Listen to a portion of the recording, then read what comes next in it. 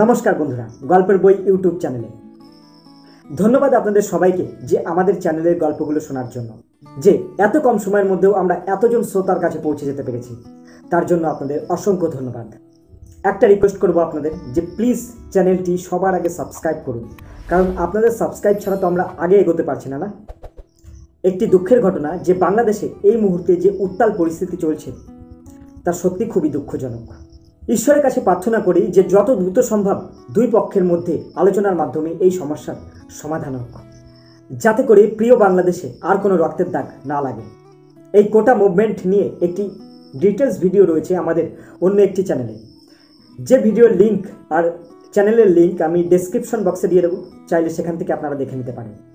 এছাড়া এই ভিডিওর টাইটেলে ওই চ্যানেলের নাম দেওয়া থাকবে, সেখান থেকেও আপনারা সরাসরি ওই চ্যানেলে চলে যেতে পারবেন। ফিরে আসি আজকের গল্পে। আজকের গল্প রয়েছে আপনাদের জন্য ব্যোমকেশ ভার্সেস পুলিশ অফিসার। গল্প পাঠ ও অজিতের চরিত্রে কার্তিক, ব্যোমকেশের চরিত্রে নীল, সত্যবতীর চরিত্রে সৃষ্টি, অন্যান্য চরিত্রে রয়েছে রাহুল, পলাশ, অভিরাজ। এছাড়াও সাউন্ড ডিজাইন, ভিডিও এডিটিং আর অন্যান্য অ্যারেঞ্জমেন্টে রয়েছে আমি, সুমন। শুরু করছি আজকের গল্প, ব্যোমকেশ ভার্সেস পুলিশ অফিসার।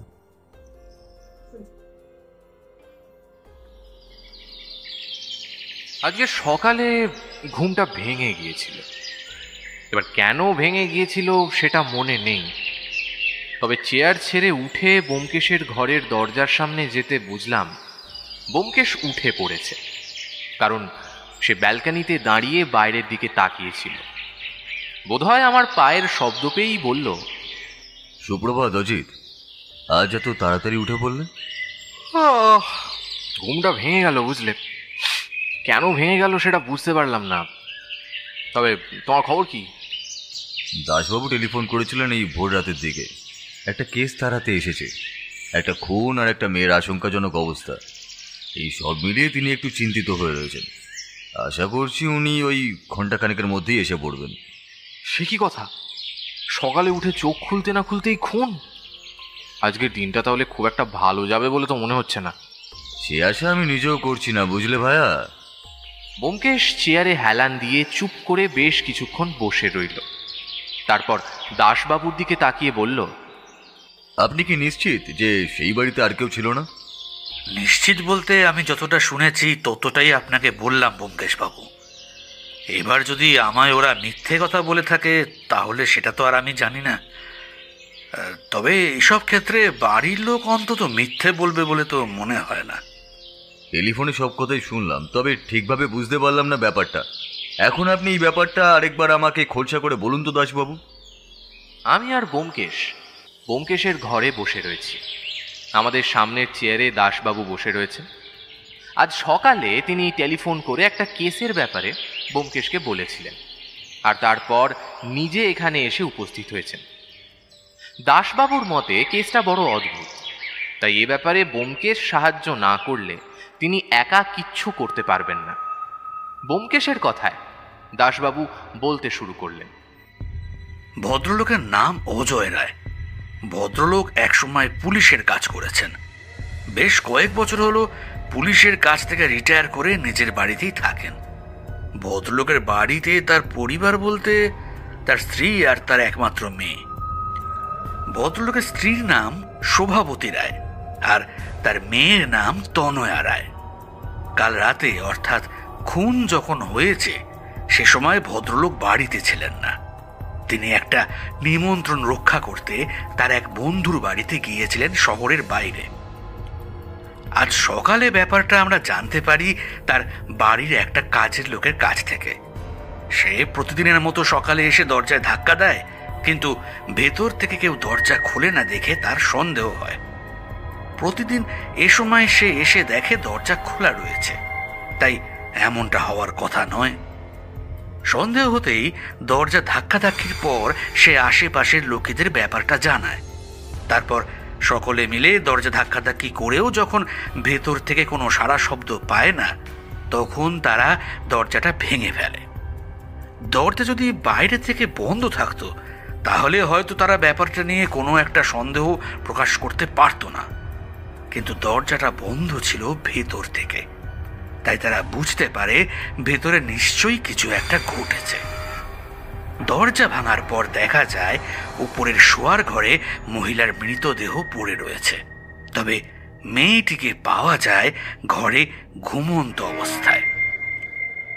সবচেয়ে আশ্চর্যের বিষয় হলো মেয়েটির শরীরে কিন্তু ঘুমের ওষুধ পাওয়া গিয়েছে, তবে তার মৃত্যু না হলেও তার অবস্থা আশঙ্কাজনক। তাকে হাসপাতালে ভর্তি করা হয়েছে, এখনো তার জ্ঞান ফেরেনি। ভদ্রলোক খবর পেয়ে বাড়িতে ফিরে আসেন। তারপর সমস্ত কিছু দেখে তিনি অনেকটাই ভেঙে পড়েছেন। এখন এমন অবস্থায় আমি ঠিক কি করব সেটা বুঝতে পারছিলাম না। ভদ্রলোক যেহেতু পুলিশে ছিলেন, তাই পুলিশের লোকেদের সাথে তার অনেক চেনাজানা রয়েছে, তাই কেসটা নিয়ে আমাদের উপরে একটু চাপ রয়েছে ব্যোমকেশ বাবু। তাড়াতাড়ি খুনের তদন্ত করতে না পারলে বড্ড বিপদে পড়তে হবে যে। ব্যোমকেশ এতক্ষণ সবকিছুই চুপ করে শুনছিল, এবার বলল, আচ্ছা, খুনের ধরন? গলা টিপে খুন করা হয়েছে, তবে গলায় যে হাতের ছাপ পাওয়া গেছে তা থেকে খুনির হাতের ছাপ পাওয়া অসম্ভব। কারণ খুনি হয়তো হাতে গ্লাভস কিংবা এমন কিছু জড়িয়ে কাজটা করেছে যাতে তার হাতের ছাপ না আসে। কোনো কিছু কি চুরি হয়েছে? সেটাই তো ব্যোমকেশ বাবু, ঘর থেকে কোনো কিছুই চুরি যায়নি। এমনকি অজয় বাবু নিজেও ঘর পরীক্ষা করে দেখেছেন, কোনো ঘর থেকেই কোনো কিছু চুরি গেছে বলে তার মনে হয়নি। এখন যদি অন্য কিছু চুরি গিয়ে থাকে সে ব্যাপারটা জানতে একটু সময় লাগবে। মেয়েটি খুন হয়নি, অথচ তার শরীরে ঘুমের ওষুধ পাওয়া গেছে, আর মেয়েটির মা খুন হয়েছে, আর ঠিক সেই সময়ে অজয়বাবু ছিলেন বাড়ির বাইরে। তাহলে ঘরের দরজাটা ভেতর থেকে বন্ধ করলো কে? আচ্ছা, এই দরজায় কি লক লাগানো ছিল? হ্যাঁ ব্যোমকেশ বাবু, ভাঙা দরজা পরীক্ষা করতে গিয়ে আমরা দেখতে পেয়েছি দরজায় এল লক লাগানো ছিল। বাইরে থেকে কেউ দরজা বন্ধ করে দিলেও সেটা ভেতর থেকে বন্ধ হয়ে যাবে। তখন ভেতর থেকে না খুললে বাইরে থেকে দরজা খোলা কিন্তু সম্ভব নয়। এটাই আন্দাজ করেছিলাম। তবে মেয়েটাকে কি কোনোভাবে সন্দেহ করা যায়? সন্দেহ করা যেত ব্যোমকেশ বাবু, তবে পোস্টমর্টম রিপোর্টে জানিয়েছে মহিলার খুনের প্রায় 6 ঘন্টা আগে মেয়েটির শরীরে ঘুমের ওষুধ প্রবেশ করেছে। অর্থাৎ খুনের সময় মেয়েটি ঘুমের মধ্যে থাকার কথা। ঘুমন্ত অবস্থায় তিনি এভাবে খুন করতে পারবে না। এতক্ষণ পরে আমি প্রথম কথা বললাম, কিন্তু যদি সেটাই হয় তাহলে তো কেউ পরিকল্পিতভাবে মেয়েটাকে ঘুমের ওষুধ দিয়েছিল। তবে বাড়ির বাইরের কেউ তো এই কাজ করতে পারবে না। বাড়ির চাকরের কি বক্তব্য? চাকরটি বাড়ির অন্য কাজকর্ম করলেও রান্না বান্নাটা বাড়ির ওই ভদ্রমহিলাই করতেন। চাকরটি সন্ধ্যের আগেই বাড়ি থেকে চলে যেত, আবার পরদিন সকালে আসতো। তার কাজ ছিল সকালে একবার আর বিকেলে একবার, ঘন্টা 2 মতো প্রায় সে ওই বাড়িতে থাকতো। ব্যোমকেশ কিছুই বলল না। বেশ কিছুক্ষণ চুপ করে ইজি চেয়ারে হেলান দিয়ে সিলিংয়ের দিকে তাকিয়ে রইল। তারপর বলল, অজয়বাবু কি কিছু বলেছেন এই বিষয় নিয়ে? মানে কাউকে সন্দেহ করার বিষয়?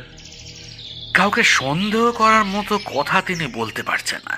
এমনকি কেউ এই কাজ করতে পারে বলেও তার মনে হয় না। হ্যাঁ, যদি কারোর কোনো শত্রুতা থাকে তাহলে সেটা অজয়বাবুর সাথে থাকবে, তার মেয়ে এবং স্ত্রীর সাথে তো হবে না। কিন্তু ঘুমের ওষুধটাই বা দিল কে?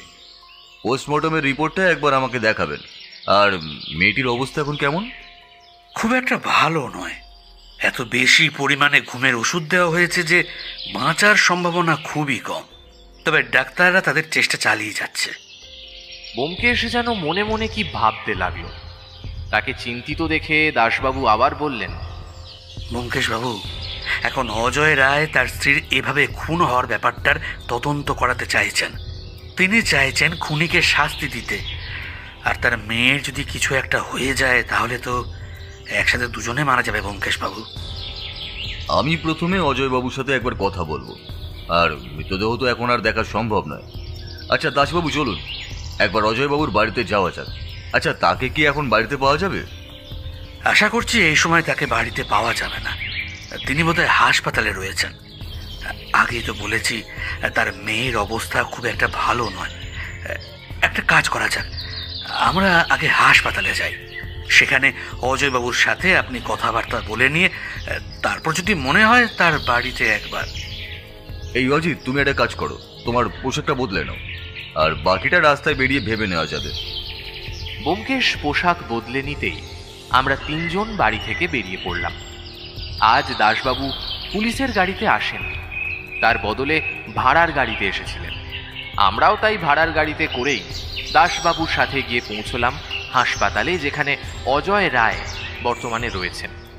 তবে পথে একবার ব্যোমকেশ একটা প্রশ্ন করেছিল। আচ্ছা দাসবাবু, ওই রাতে কি অজয়বাবুর বাড়ির আশেপাশে কেউ কোনো শব্দ শুনতে পেয়েছিল? মানে ওই বাড়িতে বাইরে থেকে কেউ ঢুকেছিল, এমন কি কোনো ঘটনা কেউ দেখেছে? আশেপাশের কয়েকজনের সাথে আমি কথাবার্তা বলেছি ব্যোমকেশবাবু, তারা কিন্তু কেউ তেমন কিছু বলতে পারেনি। কাজের লোকটি যখন বাড়ি থেকে ফিরে গেছে তখন দুজনেই বাড়িতে ছিল, আর ততক্ষণে অজয়বাবু বাড়ি থেকে বেরিয়ে পড়েছেন নিমন্ত্রণ রক্ষা করার জন্য, আর তার সেই রাতে ফেরার কথাও ছিল না। তার মানে খুনি কোনোভাবে জানতো সেদিন বাড়িতে দুজন মহিলা থাকবে আর অন্য কেউ থাকবে না। তার মানে খুনি পরিচিতদের মধ্যেই কেউ হতে পারে। শেষের কথাটা ব্যোমকেশ বোধহয় নিজের মনে মনে বলার চেষ্টা করেছিল, কারণ সে তখন বাইরের দিকে তাকিয়ে কথাগুলো চাপা স্বরে বলছে। আমি বা দাসবাবু কেউ আর কোনো প্রশ্ন করলাম না। আমরা অপেক্ষা করছিলাম হাসপাতালে পৌঁছানোর জন্য। হাসপাতালে পৌঁছে কিন্তু অজয় রায়কে পাওয়া গেল না। দাসবাবু ডাক্তারদের সাথে কথাবার্তা বলে জানতে পারলেন অজয় রায় খানিকক্ষণ আগে কোনো একটা কাজে বেরিয়ে গেছে। ব্যোমকেশ সেই কথা শুনে মেয়েটিকে একবার দেখার কথা বলল। আমরা দেখলাম মেয়েটিকে হাসপাতালে এমার্জেন্সি রুমে শুইয়ে রাখা হয়েছে। তার অবস্থা যে ভালো নয় সেটা দেখেই বোঝা যাচ্ছে। তার মুখে অক্সিজেন মাস্ক লাগানো। দাসবাবু একজন ডাক্তারের সাথে বেশ কিছুক্ষণ কথা বলার চেষ্টা করছিলেন, কিন্তু একটু পরেই তার সুযোগ হয়ে গেল। তবে ডাক্তারবাবু দুটো কথা বলে চলে গেলেন। তারপর দাসবাবু আমাদের কাছে এসে বললেন, ডাক্তার বলছে অবস্থা সুবিধার নয়, বোধহয় মেয়েটিকে বাঁচানো যাবে না। তার মাথার সমস্ত কোষ নাকি ঘুমের ওষুধের জন্য অত্যন্ত ক্ষতিগ্রস্ত হয়েছে।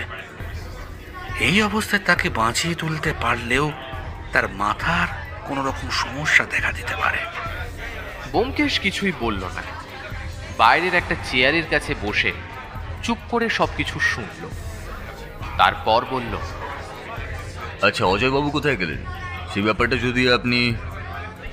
আমার মনে হয় বাড়িতেই ফিরে গেছে। আসলে একটানা এখানে রয়েছেন তো উনি। আমি কি একবার বাড়িতে খোঁজ নেওয়ার কথা বলে দেব? অজিত, আমার কেন জানি না মনে হচ্ছে অজয়বাবুকে বাড়িতে পাওয়া যাবে না। হঠাৎ এ কথা বলছো কেন? তিনি এই সময় বাড়িতে না গিয়ে কোথায় যাবেন? ঠিক এই মুহূর্তে তার যেখানে থাকার কথা তিনি বোধহয় সেখানেই গেছেন। আমাদের তার বাড়িতে গিয়ে আর কোনো লাভ হবে না, তার চেয়ে বরং আমরা এখানেই অপেক্ষা করি। দাসবাবু আর আমি ওর মুখ চাওয়াচাই করলাম। তারপর দাসবাবু বললেন, ঠিক আছে ব্যোমকেশবাবু, আমি একজনকে অজয়বাবুর বাড়িতে পাঠিয়ে দিচ্ছি। সে না হয় দেখে আসুক তিনি বাড়িতে ফিরে গেছেন নাকি, তাহলেই তো হবে। আমরা সেই মেয়েটার অপারেশন রুম, মানে যেখানে তাকে রাখা হয়েছিল, সেখান থেকে সরে অন্য একটা জায়গায়, হাসপাতালে যেখানে সবার বসার জায়গা, সেখানে বসলাম। দাসবাবু একজন কনস্টেবলকে অজয়বাবুর বাড়িতে খোঁজ নিতে পাঠিয়ে দিলেন। আমরা দুজন চুপ করে বসে রয়েছি। বেশ কিছুক্ষণ সময় কেটে গেল। আমাদের চারপাশে এদিকে ওদিকে লোকজনদের চলাফেরা, লোকজন বসে থাকা, সবকিছুই আমি শান্তভাবে বসে দেখছিলাম। তবে আমি সামনে তাকিয়ে একটা টেবিলের কাছে বসে থাকা এক ভদ্রলোকের দিকে লক্ষ্য করলাম। তিনি বোধহয় রোগীর নাম ধাম লিখে তাকে ভর্তি করাবার কাজকর্মই দেখেন। হাসপাতালে এলে কেমন একটা অদ্ভুত অনুভূতি হয়। চারপাশে রোগী, সবার কোনো না কোনো সমস্যা রয়েছে। তবে আজ নেহাত বাধ্য হয়ে আমাদের এখানে আসতে হয়েছে। এদিক ওদিক তাকিয়ে দেখছি, এমন সময় ব্যোমকেশ চেয়ার ছেড়ে উঠে দাঁড়ালো। তারপর বলল, অজিত, তুমি একটু বসো, আমি এক্ষুনি আসছি। কথাটা বলে ব্যোমকেশ হাসপাতালের অন্য দিকটায় চলে গেল। যদিও লোকজন রয়েছে সেদিকে, বোধহয় ওই দিকেই রোগীদের থাকার জন্য বেড দেওয়া। আমি বসেই ছিলাম। দাসবাবু বাইরের দিকে বেরিয়ে গেছিলেন। একটু পরে দাসবাবুই প্রথমে ফিরে এলেন। তারপর বললেন, এ কি ব্যোমকেশবাবু, কোথায় গেলেন? অজয়বাবুর বাড়িতে লোক পাঠানো হয়েছিল, সে এসে জানালো যে অজয়বাবু বাড়িতে নেই। এমনকি তার বাড়ির দরজাও বাইরে থেকে বন্ধ। তার মানে অজয়বাবু বাড়িতে ফিরে যাননি। কিন্তু ব্যোমকেশবাবু কোথায় গেলেন? জানি না, এই তো আমায় বসতে বলে কোথায় একটা গেল। বলতে বলতেই দেখলাম ব্যোমকেশ সামনের দিক থেকে আমাদের দিকেই আসছে। ব্যোমকেশ গিয়েছিল আমাদের ডান দিক দিয়ে, তবে ফিরে এলো আমাদের সামনের দিক দিয়ে। তবে সেসব কথা তখন মাথায় রইল না। আমি বললাম, তোমার কথাই ঠিক ব্যোমকেশ, অজয়বাবু বাড়িতে নেই, তিনি বোধহয় অন্য কোথাও গেছে। আচ্ছা, তাই নাকি? ব্যাপারটা তো নেহাত আমি এমনিই বলেছিলাম, তাহলে কি? ব্যোমকেশ ভাবতে ভাবতেই আমার পাশের চেয়ারে ধপ করে বসে পড়ল। দাসবাবু আমাদের পাশে এসে বসলেন, কিন্তু ব্যোমকেশের মুখ থেকে একটাও কথা বেরোলো না। আমি কেমন অধৈর্য হয়ে পড়েছিলাম। ব্যোমকেশ কি ভেবে চলেছে সেটাই বুঝতে পারছিলাম না। এদিকে দাসবাবুও বোধহয় অধৈর্য হয়ে পড়ে থাকতে না পেরে বললেন, আচ্ছা ব্যোমকেশবাবু, আপনি কি করে জানলেন এই সময় অজয়বাবুকে বাড়িতে পাওয়া যাবে না? হ্যাঁ, কি বললেন দাসবাবু? আমি বলছি, আপনি কি করে জানলেন যে অজয়বাবুকে এখন বাড়িতে পাওয়া যাবে না? না, তেমন কিছু না, ওটাই এমনিই বলেছিলাম। তবে এখন কেমন যেন একটা সন্দেহ হচ্ছে। মনে হচ্ছে অজয়বাবু বিপদে রয়েছে। ব্যোমকেশের শেষ কথাটায় আমিও কেমন চমকে উঠলাম। তাহলে ব্যোমকেশ কি সন্দেহ করছে? যার হাতে শোভাবতী দেবী অর্থাৎ অজয়বাবুর স্ত্রী মারা গেছে, তার কাছ থেকেই কি অজয়বাবুর কোনো বিপদ রয়েছে? তবে এত কিছুর মধ্যে একটা ব্যাপার কিন্তু আমি কিছুতেই বুঝতে পারছিলাম না। অজয়বাবুর মেয়েটাকে ঘুমের ওষুধ খাওয়ালো কে? সে কি নিজেই ঘুমের ওষুধ খেয়েছে? কারণ তাকে দেখে খুব একটা ছোট বলে মনে হয় না, বয়স মোটামুটি 16-17 হবে। কিন্তু ওই একটা খটকা আমার মনের মধ্যে বয়ে যাচ্ছিল বারবার। ব্যোমকেশ এবার যেন মুখ বন্ধ করে রইল, কোনো কথাই আর বলল না। তারপর এক সময় উঠতে উঠতে বলল, দাসবাবু, এই মেয়েটির কেবিনের বাইরে দুজন কনস্টেবলকে রেখে যান। খুব প্রয়োজন না হলে তারা যেন কাউকেই ভিতরে ঢুকতে না দেয়। মেয়েটিরও বিপদ থাকতে পারে। দেখো ব্যোমকেশ, মেয়েটার যা অবস্থা তাতে কথাটা শুনতে খারাপ লাগলেও বোধহয় আর বাঁচবে না। কিন্তু তবুও তুমি তার একটা বিপদের আশঙ্কা করছো কি করে? অজিত, এখন সবকিছু বুঝিয়ে বলার মতন সময় নেই। এক্ষুনি আমাদের এখান থেকে বেরোতে হবে, না হলে অজয়বাবুর বিপদ রয়েছে। ব্যোমকেশ যে কেন বারবার ওই একটাই কথা বলছিল তার কোনো কারণ কিন্তু আমি বুঝতে পারছিলাম না। আর আমার মনে হয় দাসবাবুও ঠিক বুঝতে পারছিলেন না। তবে কেসটা নিয়ে ব্যোমকেশ কিছু একটা ভাবছে গভীরভাবে, সেটা আমরা ধারণা করতে পারছিলাম। তাও ব্যোমকেশের কথায় আমরা তাড়াতাড়ি হাসপাতাল থেকে বাইরে বেরিয়ে থমকে দাঁড়ালাম। এখান থেকে এখন যে আমাদের ঠিক কোথায় যেতে হবে তা জানা নেই। দাসবাবু বললেন, এখন তাহলে আমাদের ঠিক কোথায় যাওয়া দরকার বলে আপনি মনে করছেন ব্যোমকেশবাবু? ব্যোমকেশ দাসবাবুর কথার কোনো উত্তর দিল না। তার বদলে সামনের রাস্তার দিকে তাকিয়ে কি যেন ভাবতে লাগলো বেশ কিছুক্ষণ।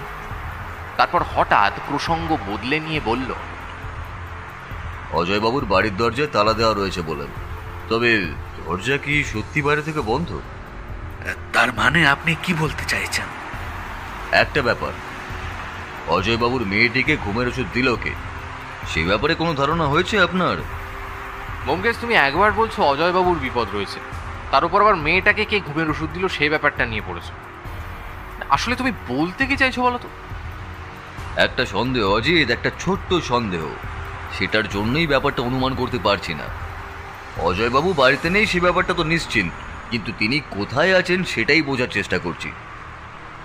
ব্যোমকেশকে মাঝে মাঝে আমি এমন সব কথাবার্তা বলতে দেখেছি যার সেই মুহূর্তে কোনো মানে খুঁজে পাওয়া না গেলেও পরে বোঝা যায় সেই কথাটা আসলে কতটা অর্থপূর্ণ। তাই ব্যোমকেশের ওপর এখনো আমি আস্থা রেখে চলেছিলাম। দাসবাবু বোধহয় আমার মতোই ভেবে চলেছিলেন। তাই ব্যোমকেশের সাথে আমরা প্রায় মিনিট 10 হাসপাতালের সামনে দাঁড়িয়ে থাকার পরে ব্যোমকেশ যখন বলল, না অজিত, মনে হচ্ছে আজ তেমন কিছুই হবে না, কিন্তু এটা খটকা থেকে যাচ্ছে, সেটা বরং থাক। আচ্ছা, অজয়বাবুকে তার স্ত্রী মারা যাওয়ার খবরটা কে দিয়েছিল? তাকে টেলিফোনটা তার কাজের লোক বাড়ি থেকেই করেছিল। অজয়বাবুকে টেলিফোনে ঠিক কি কি কথা বলা হয়েছিল সেটা কি আপনি বলতে পারবেন? সেই বিষয়টাই তো আমি কিছুই বলতে পারবো না। ব্যোমকেশবাবু, আপনি যদি একবার কাজের লোকটির সাথে কথা বলে নেন, আমার কাছে তার ঠিকানাটা রয়েছে। আসলে থানায় একবার গেলে তার ঠিকানাটা বার করে আমরা তার বাড়িতে যেতে পারি, যদি আপনি চান তাহলে। অবশ্যই আমাদের যেতে হবে দাসবাবু। একটা কথা আমার জানা খুবই দরকার, আর সেই কথাটার উপরে বোধহয় গোটা কেসটা এই মুহূর্তে নির্ভর করে আছে। তুমি কি বুঝতে পেরেছো খুনিকে? এখনো পর্যন্ত নয়, তবে একটা ধারণা আমি করতে পারছি। তবে সেই ধারণাটা যদি সত্যি হয় তাহলে কেসটা বড্ডই জটিল। সঠিক খুনিকে ধরতে পারলেও তার অপরাধ প্রমাণ করা যাবে না। এই কথাটা শুনে দাসবাবু বোধহয় সামান্য মিয়ে পড়েছিলেন। তবু আমরা থানার দিকে রওনা হলাম, কারণ ব্যোমকেশ যখন কেসটা নিয়ে এতটা ভাবতে শুরু করেছে তার মানে নিশ্চয়ই কিছু না কিছু সে খুঁজে পেয়েছে। আর সেই কিছু একটা আমাদেরকে এই কেসে তদন্তের ক্ষেত্রে কতটা এগিয়ে নিয়ে যাবে সেটা আমি তখনও ভাবতে পারিনি। থানা থেকে সেই কাজের লোকটার ঠিকানা জোগাড় করে আমরা যখন তার বাড়িতে গিয়ে পৌঁছলাম তখন প্রায় বিকেল হয়ে এসেছে। তার বাড়িতে গিয়ে দরজায় কড়া নাড়তেই দরজা খুলে বেরিয়ে এলেন এক মধ্যবয়স্ক ভদ্রলোক। তারপর দাসবাবুকে দেখেই বললেন, এ কি স্যার, আপনি আমার বাড়িতে কোনো কিছু জানতে পেরেছেন? না, এখনো তেমন কিছুই জানা যায়নি, তবে কেসটা নিয়ে তদন্ত আমরা করে চলেছি সেই ব্যাপারে। ব্যোমকেশবাবুকে তোমার কাছে নিয়ে এলাম, উনি তোমায় কিছু প্রশ্ন করবেন। কিন্তু আমি তো সব কিছু আপনাকে আগেই বলেছি স্যার। তুমি সব কিছু বলেছো সেটা আমি জানি, তবে আমার কয়েকটা কথা জানা রয়েছে। তুমি সকালে যখন ওই বাড়িতে গিয়েছিলে তখন ঠিক কি ঘটেছিল? প্রতিদিন সকালে আমি বাবুর বাড়িতে যাই। ওই সকালে ঘন্টা দুয়েক বাসনপত্র ধোয়া, ঘর মোছা, ঝাঁট দেওয়া, জামা কাপড় কাচা, এইসব কাজকর্ম করে দিয়ে চলে আসি। আবার বিকেলে গিয়ে আবার ঘন্টা দুয়েক কিংবা ঘন্টা তিনেক কাজ করে সন্ধ্যের আগে চলে আসি। রান্না দিদিমণি নিজের হাতেই করে নেন। কাল সকালে যখন গেলুম তখন দরজায় ধাক্কা দিতে দিতে দরজা ভেতর থেকে কেউ খুললো না। বেশ খানিকক্ষণ দরজা ধাক্কা দেওয়ার পর আমার কেমন যেন সন্দেহ হলো। আমি তখন পাশের বাড়িতে গিয়ে লোকজন ডেকে আনলাম। এইখানে ব্যোমকেশ গণপতিকে থামালো। তারপর বলল, প্রতিদিন তুমি যখন সকালে যাও তখন কি দরজা বন্ধই থাকে? তুমি দরজা ধাক্কা দাও, তারপর ভেতর থেকে কেউ দরজা খোলে, তাই তো? প্রতিদিন তেমনটা হয় না। দরজা মাঝে মাঝে খোলা থাকে, মাঝে মাঝে আবার বন্ধও থাকে। আমি দরজা ঠেলেই ভেতরে ঢুকে যেতে পারি, কিন্তু সেদিন দরজা ভিতর থেকে বন্ধ ছিল। তুমি তো জানতে দরজা এর লক লাগানো আছে। সেই লক দরজার বাইরে থেকে বন্ধ করলে ভেতর থেকে বন্ধ হয়ে যায়, তখন ভেতর থেকে ছাড়া বাইরে থেকে আর খোলা যায় না। এই ব্যাপারটা তো তুমিও জানতে, তাহলে তোমার মনে হলো কেন দরজাটা ভেতর থেকেই বন্ধ করা হয়েছে? ব্যোমকেশের এই কথায় গণপতি সামান্য সময়ের জন্য একটু বোধহয় অস্বস্তি বোধ করল। তারপর বলল, সত্যি বলতে স্যার, এই মুহূর্তে আমার ব্যাপারটা মাথায় ছিল না। পরে যখন পাশের বাড়ি থেকে লোকজন ডেকে এনে দরজা ভাঙা হয় তারপর ব্যাপারটা আমার মাথায় এসেছিল। কিন্তু ভেতরে ঢুকে তুমি কি দেখলে? ভিতরে ঢুকেছিলাম আমি আর আশেপাশের 2-3 জন। আমরা ভেতরে ঢুকে এদিক ওদিক দেখি, প্রথমে ডাকি দিদিমণিকে, আর তারপর ছোট দিদিমণিকে ডাকতে থাকি। তারপর কমলেশবাবু হঠাৎ করে ওপরের দিকে যাওয়ার কথা বলে। আমরা ওপরে যেতে যেতে দেখতে পাই উপরের ঘরের দরজা খোলা, আর ঘরে ঢুকে দেখতে পাই বিছানার ওপর বড় দিদিমণি মরে পড়ে আছেন। এক মিনিট, এই কমলেশ বাবুটিকে? ওই ওই পাশের বাড়িতেই থাকে। তোমার বাবুর মেয়েটিকে কখন দেখলে তুমি? বড় দিদিমণির ওই অবস্থা দেখে তো আমি তাড়াতাড়ি ছোট দিদিমণির ঘরে যাই। তখন দেখি তিনিও বিছানায় কেমন যেন মরার মতোই পড়ে আছেন। কাছে গিয়ে দেখি শরীরে কোনো সার নেই, কিন্তু একটু পরেই কমলেশবাবু এসে বলেন যে মনে হয় এখনো বেঁচে আছে। একদম অল্প আস্তে আস্তে নাড়ি চলছে। তখনই তাড়াহুড়ো করে পুলিশকে জানানো হয় এবং একসাথে অ্যাম্বুলেন্সে খবর দেওয়া হয় ব্যোমকেশবাবু। তোমার বাবুকে তুমি টেলিফোনটা কখন করেছিলে? পুলিশকে টেলিফোন করার আগে না তারপরে? পুলিশকে টেলিফোন করার আগেই বাবুকে টেলিফোন করেছিলাম, কারণ আমি জানতুম বাবু আগের দিন কোনো এক বন্ধুর বাড়িতে গিয়েছে। আজ সকালেই ফিরে আসার কথা, কিন্তু এখনো এসে পৌঁছয়নি। তাই বাবুকে টেলিফোনটা করি। বাবু সবকিছু শুনে পুলিশকে খবর দিতে বলে এবং তিনিও এসে পড়বেন জানায়। তারপরেই তো পুলিশ অফিসার দাসবাবু এসে পড়েছিল। ব্যোমকেশ হঠাৎ করে দাসবাবুর দিকে ফিরে একটা অদ্ভুত প্রশ্ন করল। আচ্ছা দাসবাবু, অজয়বাবু যখন বাড়িতে ফিরেছিলেন তখন তাকে দেখে কি মনে হয়েছিল? তিনি কি অনেক দূর থেকে আসছেন? ভদ্রলোককে দেখে বেশ বিধ্বস্ত বলে মনে হচ্ছিল। চোখের দুটো পাতা যেন অনেক কষ্ট করে খোলা রাখছেন। বোধহয় খুব ক্লান্ত হয়ে পড়েছিলেন। তবে দূর থেকে আসছেন বলেই মনে হয়েছে। তার রাত্রে ভালো ঘুম হয়নি এমন একটা কথাও বলছিলেন। কিন্তু কেন বলুন তো ব্যোমকেশবাবু? ব্যোমকেশ কোনো কথার উত্তর দিল না। গণপতির কাছ থেকে বাইরে বেরিয়ে এসে দাসবাবুর উদ্দেশ্যে বলল, দাসবাবু, আপনি হাসপাতালে মেয়েটির উপর ভালো করে নজর রাখার ব্যবস্থাটা করুন, আর প্রয়োজন হলে গণপতিকে একটু চোখে চোখে রাখবেন। আমি ততক্ষণে অন্য একটা কাজ করব। এখন আপনাকে আর আমার সাথে আসতে হবে না। আপনি থানায় ফিরে যান, আর যেগুলো আপনাকে বললাম সেগুলো করুন। আমিও আমার একটা কাজ সেরে নিই। ব্যোমকেশ আর আমি দাসবাবুকে বিদায় জানিয়ে বাড়িতে ফিরে এলাম। প্রায় গোটা দিন আমরা বাড়ির বাইরে ছিলাম, তাই বাড়িতে ঢুকতেই বৌঠান বলে উঠল, সময় হলো তাহলে এতক্ষণে তোমাদের বাড়ি ফিরে আসার? সত্য, তুমি ভাবতেও পারবে না এমন একটা কেস নিয়ে জড়িয়ে পড়েছি যে সত্যি আমি কিছুই বুঝতে পারছি না। সত্য। আমি খেয়াল করে দেখেছি যে আমরা মাঝে মাঝে বাইরে সময় কাটাই কিংবা কেসের কারণে যখন বাড়ি ফিরতে দেরি হয়, তাতে বৌঠান প্রথমে রাগ করলেও যখন বুঝতে পারে ব্যোমকেশ কোনো একটা কারণে গভীরভাবে চিন্তায় রয়েছে বা কোনো সমাধান খুঁজে পাচ্ছে না, তখন কিন্তু আর সেভাবে কিছু বলে না। আজও সেটাই হলো। বৌঠান ব্যোমকেশের দিকে একটু তাকিয়ে থেকে শান্ত গলায় বলল, সেই সকালে তো বেরিয়েছো, আর এখন ফেরার সময় হলো।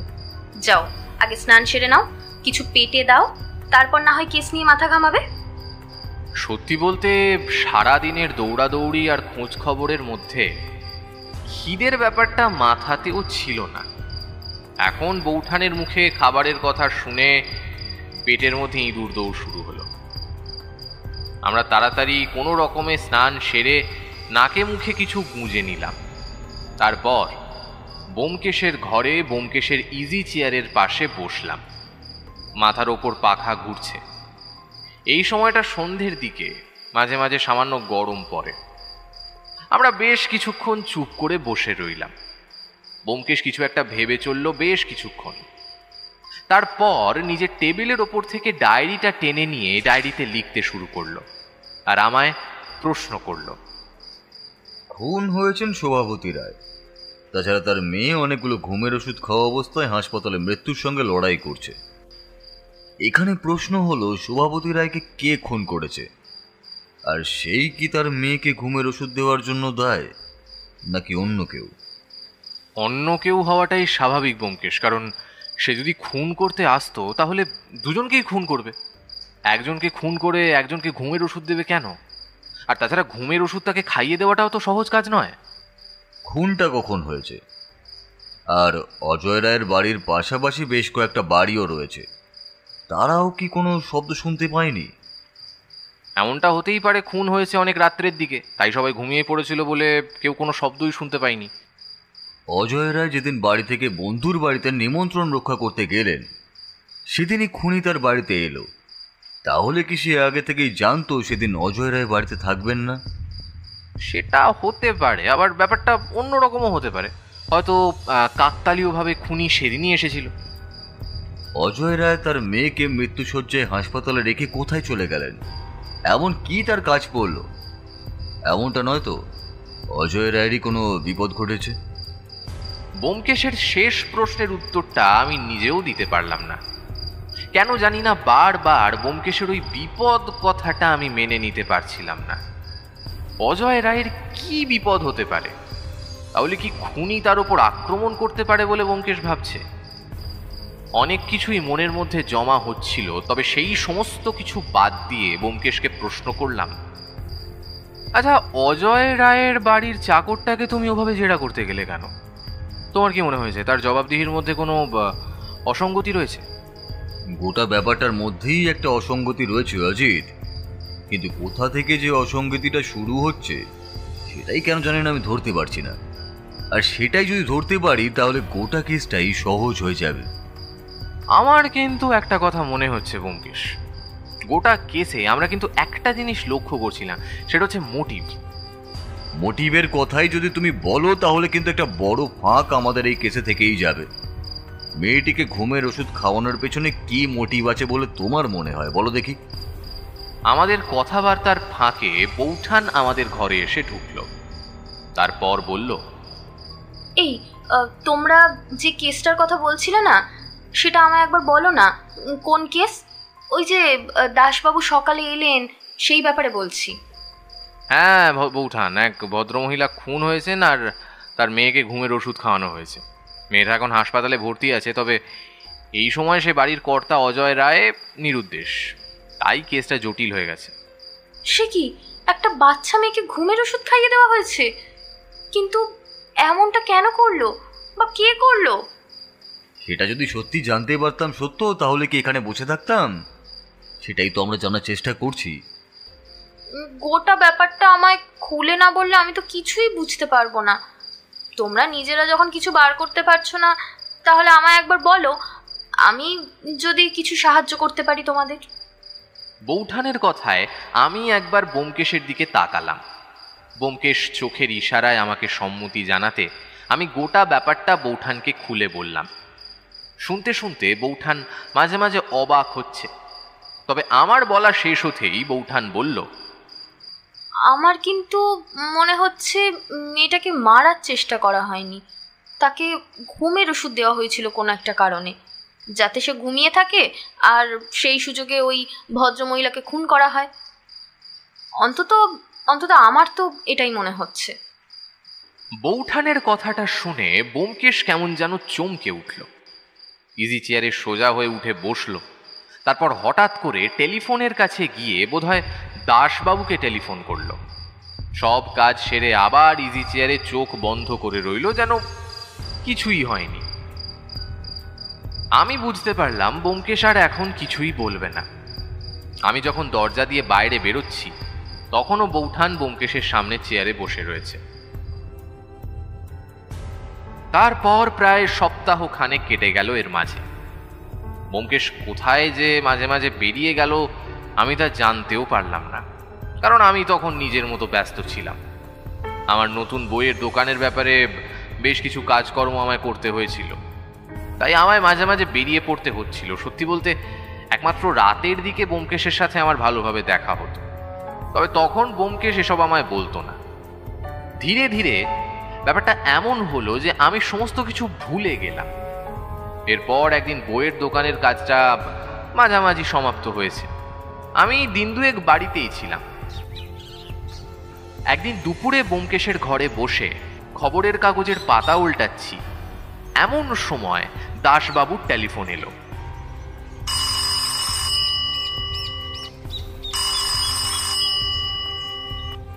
ব্যোমকেশ টেলিফোনটা ধরল। দাসবাবুর সাথে বেশ কিছুক্ষণ কথাবার্তা বলে আমার পাশের চেয়ারে এসে বসলো। আমি বললাম, এই ব্যোমকেশ, এই সপ্তাহখানেক আগে যে একটা কেস নিয়েছিলে তোমার হাতে, সেই ভদ্রলোকের নামটা যেন কি ছিল? আরে হ্যাঁ, অজয় রয়। সেই কেসের কি হলো? ওই কেস তো কবে মিটে গেছে অজিত। তুমি ব্যস্ত ছিলে তাই তোমায় আর তেমন কিছু বলা হয়নি। অপরাধী ধরা পড়েছে, তবে দুঃখের বিষয় মেয়েটিকে আর বাঁচানো যায়নি।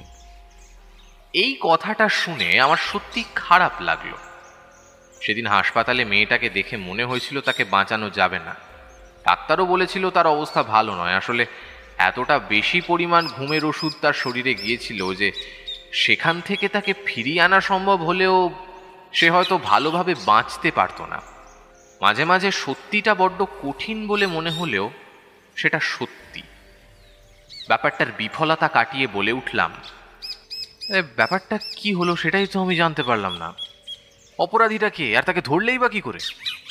আমার কথায় ব্যোমকেশের মুখে একটা রহস্যময় হাসি দেখা দিল। তারপর ব্যোমকেশ চেয়ার টেনে নিয়ে আমার একদম পাশে এসে বসতে বসতে বলল,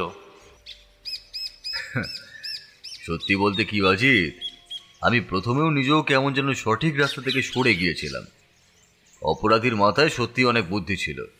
সে আমাকে পর্যন্ত আরেকটু হলে ঘোল খাইয়ে দিচ্ছিল, কিন্তু শেষ পর্যন্ত আর সেটা সম্ভব হয়নি। আরে আসল কথাটা বলো, অপরাধী কে? অপরাধীর নাম না হয় সবার শেষেই বলবো, তার আগে খুনটা কিভাবে হয়েছে আর ঘুমের ওষুধটা ওই মেয়েটাকে কিভাবে দেওয়া হয়েছে সেটা বলি। অপরাধী সেদিন রাতে জানতো যে সেদিন ভদ্রমহিলা আর তার মেয়ে বাড়িতে একাই থাকবে, তাই সেই সুযোগে অনেক রাতে ডুপ্লিকেট চাবি দিয়ে ঘরের দরজা খুলে সে ঢুকেছিল। যতদূর মনে হয়েছে ডুপ্লিকেট চাবি ব্যবহার করার কোনো প্রয়োজনীয়তাই তার ছিল না, কারণ তাকে বাড়িতে ঢুকতে দেখে অবাক হওয়ার মতো কেউই ছিল না। ঘরে ঢুকে প্রথমেই সে মেয়ের ঘরে যায়। যে ঘুমের ওষুধ তাকে দেওয়া হয়েছিল সেটা বোধহয় এমন একটা খাবারে মিশিয়ে দেওয়া হয়েছিল যেটা একমাত্র মেয়েটিই খেয়েছিল। আর সেই ঘুমের ওষুধের সময় মতো ততক্ষণে তার ঘুমিয়ে পড়ার কথা।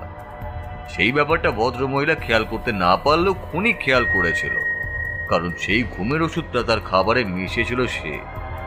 মেয়েটি যখন ঘুমে অচৈতন্য তখনই ভদ্রমহিলার ঘরে গিয়ে তার সাথে বোধহয় কোনো একটা বিষয় নিয়ে বাতানুবাদ করেছিল অপরাধী। তারপর রাগের মাথায় সুযোগ বুঝে গলা টিপে তাকে খুন করে বিছানার উপর শুইয়ে দেয়। তোমার বোধহয় মনে আছে, কাজের লোকটাই বলেছিল ঘরের দরজা খোলা ছিল।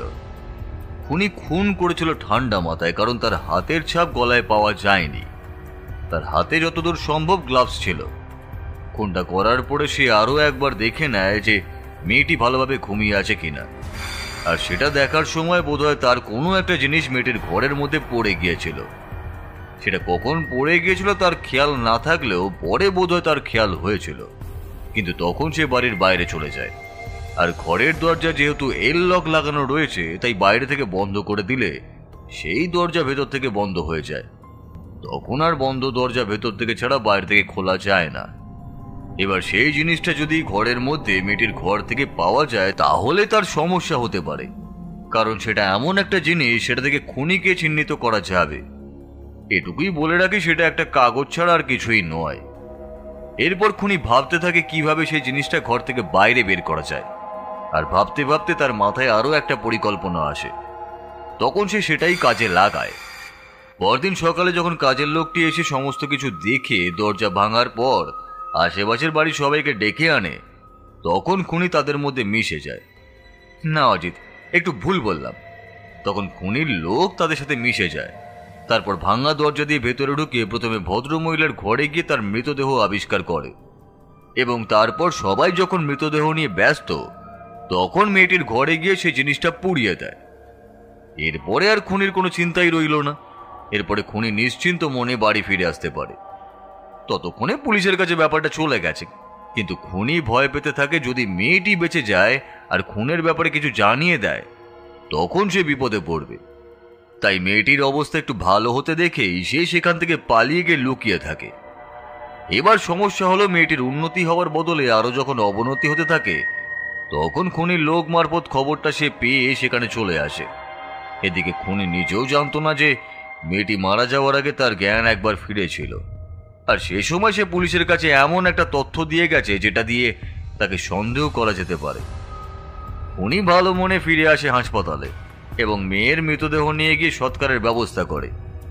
এদিকে পুলিশ মেয়েটির দিয়ে যাওয়া সেই তথ্যের ভিত্তিতে আবার তদন্ত শুরু করে এবং সেটা আমিও জানতে পারি।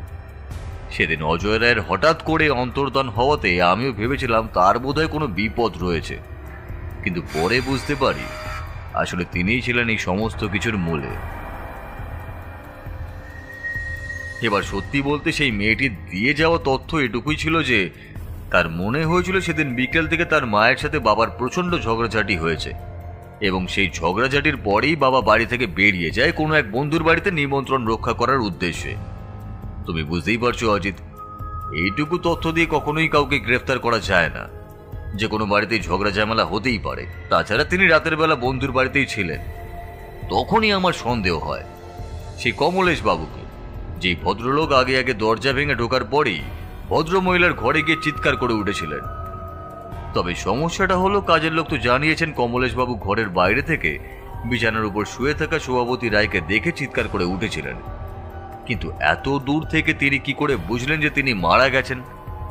আসলে সবার নজরটা সেদিকে ঘুরিয়ে দেওয়ার জন্যই তিনি চিৎকারটা করেছিলেন। আর সেই ফাঁকে মেয়েটির ঘরে ঢুকে মেজের কাছ থেকে তুলে নিয়েছিলেন একটা ট্রেনের টিকিট। হয়তো তোমার মনে আছে অজিত, সেদিন গণপতি বলেছিল সে প্রথমে টেলিফোন করেছিল তার বাবুকে, তারপর পুলিশকে। তবে অজয় বাবুর সেই বন্ধুর বাড়ি কিন্তু এখান থেকে 2টো স্টেশন পড়ে, তাই পুলিশ আসার একটু পরেই তার এসে পড়ার কোনো সম্ভাবনাই নেই, কারণ সেই সময় কোনো ট্রেনই ছিল না। যদিও থাকে, সেই ট্রেনে করে এসে বাড়ি পর্যন্ত আসতে তার আরো বেশি সময় লাগার কথা। আসলে তিনি সেদিন রাত্রে বন্ধুর বাড়িতে গেলেও বন্ধুর বাড়ি থেকে রাত্রের আগেই চলে আসেন। কিছুটা রাত বাইরে কাটিয়ে অনেক রাতের দিকে বাড়িতে এসে প্রথমে তার স্ত্রীর খুনটা করেন। আগে থেকেই তিনি মেয়ের খাবারে ঘুমের ওষুধ দিয়ে রেখেছিলেন, তবে সেটা যে একটু বেশি হয়ে যাবে সেটা বুঝতে পারেননি। তারপর দরজা বন্ধ করে বাইরে বেরিয়ে বন্ধুর বাড়ি যাওয়ার জন্য ভাবতেই হঠাৎ তার মনে পড়ে যায় ট্রেনের টিকিটটা তিনি ঘরের কোথাও ফেলে এসেছেন। হয়তো তিনি বুঝতে পেরেছিলেন সেটা তিনি ফেলেছেন মেয়ের ঘরেই, কারণ যেই ঘরে তিনি খুন করেছেন সেই ঘরটা তিনি ভালো করে পরীক্ষা করেছেন। আর ঠিক তখনই তিনি কমলেশবাবুর কথা ভাবেন। সেদিন রাতে কমলেশবাবুকে গিয়ে সবটাই জানান। কমলেশবাবু অজয়বাবুর বেশ ভালো বন্ধু, তাই তিনি বন্ধুকে বাঁচানোর জন্য এই কাজটা করেছিলেন। এখন ব্যাপারটা হলো, সেদিন হাসপাতাল থেকে ফিরে অজয়বাবু কোথাও আর যাননি, কমলেশবাবুর বাড়িতে লুকিয়েছিলেন, যাতে তার বাড়িতে পুলিশ এলে কিংবা অন্য কিছু হলে তিনি ভালোভাবেই সেটা জানতে পারেন। ব্যোমকেশ এক টানা কথাগুলো বলে চুপ করতেই আমি বললাম, তুমি অজয়বাবুকে সন্দেহ করলে কখন? সেদিন হাসপাতাল থেকে অজয়বাবুর হঠাৎ করে চলে যাওয়াটাই আমায় সন্দেহে ফেলেছিল। অজিত, যে মানুষটার মেয়ে মৃত্যুর সাথে লড়াই করছে, তিনি তাকে ছেড়ে হঠাৎ করে কোথায় চলে যাবেন? হ্যাঁ, আর তাছাড়া অজয়বাবুর বন্ধুর বাড়ি থেকে অত তাড়াতাড়ি ফিরে আসার ব্যাপারটা আমার মনে খটকা জাগিয়েছিল। তাই আমি পরে ব্যাপারটা খোঁজ নিয়ে দেখি তার বন্ধুর বাড়ির বেশ খানিকটা দূর থেকে, আর সেখানে তিনি গেলেও সন্ধ্যের দিকে সেখান থেকে তিনি বেরিয়ে এসেছিলেন। আচ্ছা, ভদ্রলোককে গ্রেপ্তার করলে কোত্থেকে? কমলেশবাবুর বাড়ি সার্চ করি তাকে পাওয়া যায়, তার সাথে কমলেশবাবুকেও গ্রেফতার করা হয়। তবে এই সমস্ত কিছুর জন্য আমার আরো খানিকটা সময় লেগেছিল। তার কারণ হলো এই খুনের পেছনে মোটিভ খোঁজার জন্য। আসলে যে মেয়েটির ঘুমের ওষুধের জন্য মৃত্যু হয়েছে, সে মেয়েটি শোভাবতী রায়ের মেয়ে হলেও অজয় রায়ের মেয়ে কিন্তু নয়। ব্যাপারটা অজয়বাবু বোধহয় এত বছর জানতে পারেননি। সম্প্রতি কোনো কারণে তিনি ব্যাপারটা জানতে পেরেছেন। অজয়বাবু যেহেতু পুলিশেই ছিলেন, তাই তার ফাইলপত্র আমি ঘেঁটে দেখেছি, কিন্তু মেডিকেল ফাইলে তার কিছু সমস্যার কথাও লেখা রয়েছে, যার জন্য তার বাবা হওয়ার সমস্যার কথা উল্লেখ করা রয়েছে। বোধহয় সে ব্যাপারে পরবর্তীতে তিনি কোনো মেডিকেল চিকিৎসা নিয়েছেন। তবে ওই মেয়েটি যে তার নিজের সন্তান নয়, সেটা জানতে তিনি বড্ড দেরি করে ফেলেছিলেন। আর তখনই বোধহয় শোভাবতী দেবীকে খুন করার সিদ্ধান্তটা তিনি নেন। মেয়েটিকে ঘুমের ওষুধ দিয়ে ঘুম পাড়িয়ে রাখতে চেয়েছিলেন বটে, তবে মেয়েটির হার্ট দুর্বল ছিল, তাই সামান্য ঘুমের ওষুধেই তার মৃত্যু পর্যন্ত ঘটেছে। ব্যোমকেশের কথা শেষ হতেই বেশ কিছুক্ষণ আমি চুপ করে বসে রইলাম। তারপর বললাম, সবই বুঝলাম ব্যোমকেশ, তবে ওই মেয়েটা, মানে তার আসল বাবা তাহলে কে? শোভাবতী রায়ের মৃত্যুর প্রায় সপ্তাহখানেক আগে একটা খুনের খবর আমাদের চোখে পড়েছিল, মনে আছে? খবরের কাগজে সেখানেও একইভাবে এক ভদ্রলোককে গলা টিপে খুন করা হয়েছে। আমি খোঁজ নিয়ে জেনেছি সেই ভদ্রলোকের সাথে অজয় রায়ের স্ত্রী শোভাবতী রায়ের কোনো একটা সম্পর্ক থাকলেও থাকতে পারে। আর পরপর দুটো খুন সেই সম্ভাবনাটাকে শক্ত করে অজিত। তবে এসব ক্ষেত্রে লাভ কি হলো আমি তা কিছুই বুঝতে পারলাম না। মাঝখান থেকে 3টে খুন, আর অজয়বাবুর আর কিছু না হোক যাবজ্জীবন কারাদণ্ড তো হবেই। কমলেশবাবুর শাস্তি হবে অপরাধীকে সাহায্য করার জন্য। তবে গণপতি লোকটা নির্দোষ, আমি তাকে কিছুটা দোষী ভেবে ফেলেছিলাম, সে এসবের মধ্যে ছিলই না। তা যাকে সব ভালোই ভালোই মিটে গেছে যখন, তা ভাইয়া তোমার বইয়ের দোকানের ব্যাপারটা কত দূর? হ্যাঁ, প্রায় দোকানের কাজটা শেষ হয়ে এসেছে। এবার কিছু বইপত্র তুলে নিয়ে দোকানটা খুলে ফেলবো, তাহলে বেশ ভালোই হবে, বুঝলে? এবার সারাক্ষণ বাড়িতে বসে থাকতেও ভালো লাগে না। তোমার হাতে কোনো কেস থাকলে তোমার সাথে বেরিয়ে তদন্ত করব। তাহলে তো খুব ভালোই হলো। সত্যকে আর আমার জন্য সবসময় তোমার পেছনে পড়ে থাকতে হবে না, কি বলো? হ্যাঁ, সেটা বলেছ, তবে কাজটা প্রায় হয়ে এসেছে। এবার বইপত্রের জন্য তোমায় কিন্তু আমার সাথে একবার বেরোতে হবে। সে কি, বইপত্রের ব্যাপার তো আমার থেকে ভালো তুমি জানবে। তুমি নিজে যেটা ভালো বোঝো সেটাই করো না। না ব্যোমকেশ, নতুন দোকান, নতুন করে একটা ব্যবসা শুরু করছি, তোমায় ছাড়া একা কিছু করতে পারি না, জানো তো। আরে অত চিন্তা করছো কেন? আমরা দুজন মিলে বরং কাল বেরিয়ে যাব। বেশ, আর নিশ্চিন্তে থাকো তুমি। ব্যোমকেশ আরও কিছু বলল, তার আগে টেলিফোন বাজলো।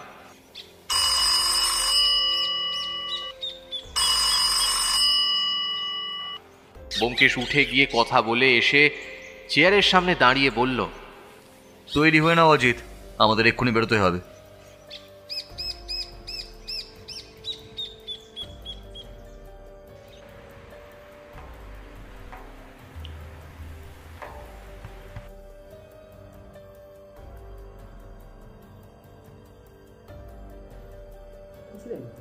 এতক্ষণ শুনছিলেন ব্যোমকেশ ভার্সেস পুলিশ অফিসার। কেমন লাগলো আজকের গল্প সেটা আমাদের কমেন্ট করে জানান। ভালো লাগলেও জানান, না লাগলেও জানান, কারণ আপনাদের সাজেশন আমাদের জন্য খুবই ইম্পর্টেন্ট। দেখা হবে আবার পরের কোনো গল্পে বা পরের কোনো ভিডিওতে। ততক্ষণ ঈশ্বরের কাছে প্রার্থনা করি আপনি সুস্থ থাকুন, আপনি ভালো থাকুন। আর হ্যাঁ, সাবস্ক্রাইব করতে ভুলবেন না গল্পের বই ইউটিউব চ্যানেলকে। ধন্যবাদ।